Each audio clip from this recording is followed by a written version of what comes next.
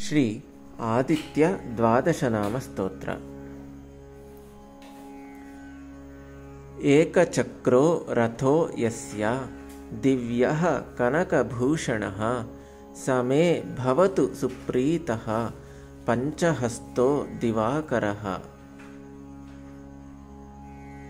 आदित्यः प्रथमं नामं द्वितीयं तु दिवाकरः तृतीयं भास्करः प्रोक्तं चतुर्थं तु प्रभाकरः।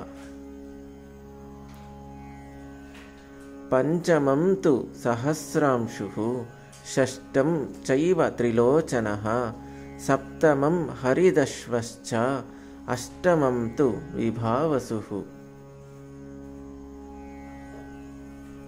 नवमं दिनकृत्प्रोक्तं दशमं द्वादशात्मकः एकादशं त्रयीमूर्ति द्वादशं सूर्य एव च। द्वादशादित्यनामानि प्रातः काले पठेन्नरः दुःखप्रणाशनं चैव सर्वदुःखं च नश्यति इति श्री आदित्य द्वादशनाम स्तोत्र संपूर्णम्।